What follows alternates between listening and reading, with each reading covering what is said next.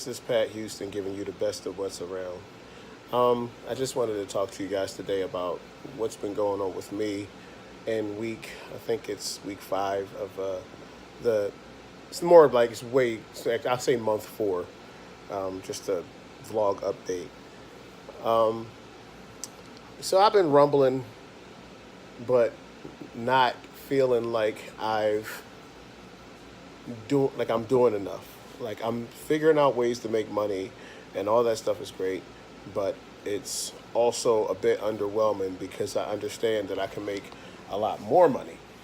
Um, I'm starting to neglect things like my health a little bit. Like I'm letting myself go on the running and stuff like that. I guess I got to just fight through that. I could probably fight through that one. Um, I'm becoming more innovative, but yet my problems are becoming more complicated. Um, like for instance, I made a lot of money. I made some pretty good money yesterday, but I spent some money on a pasta bread bowl, and I spent some money on some wings at a Pizza Hut in some college town where everything is like super expensive. Uh, it's stuff like that that kind of messes with me a little bit, and it kind of makes me feel like I'm not doing enough to get what it's worth or what I need. Um, Long story short, like I just feel like I'm still sort of kind of sabotaging myself on the back end a little bit. Like I just told you about the me making $100 on taking somebody across the state, but then the money spent on what you call it. So I feel like I screwed myself. Another way I feel like I screwed myself was, that I told you I subscribed to LinkedIn Learning, but I picked the cheaper option, which is an annual option of basically $14.95 a month, but over the course of 12 months or something like that, ended up being $238. So that came out after my first free month of it, and then I began to question to see if like LinkedIn was worth it. I got angry because I took a $238 hit that I didn't know I was going to take, and I'll be honest with you, it was on one of my credit cards that I had paid off, and I have to actually uncheck it right now that I'm looking at it. So that makes me angry because now I have to pay another $300 on that credit card. On top of that, the fact that I took the girl across the state reminded me that I needed to do an oil change to my car.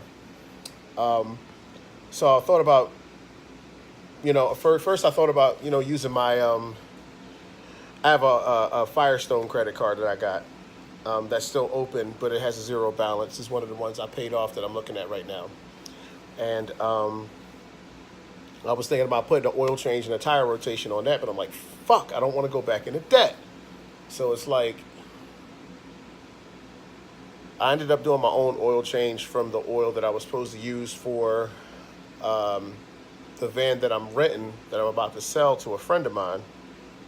So I have to go get her some more oil and go do her oil change and all that other stuff, which I'm going to have to probably stall her out because I have to work. And then I'll stall him out because I have to work. And we have to get like the whole payment situation with his whole thing squared away and communicated to more clearly.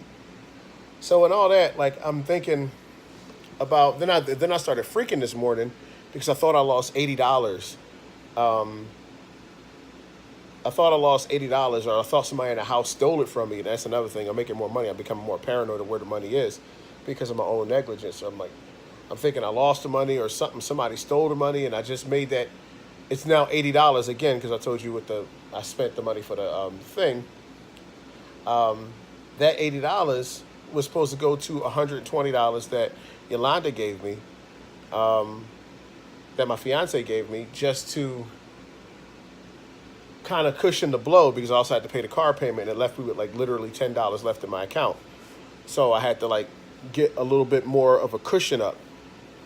So thinking about that, like, I'm thinking about going to do some lift, but then I'm also trying to factor in rest, because I have to start a whole nother 5-day week of work, and, I got to factor in rest.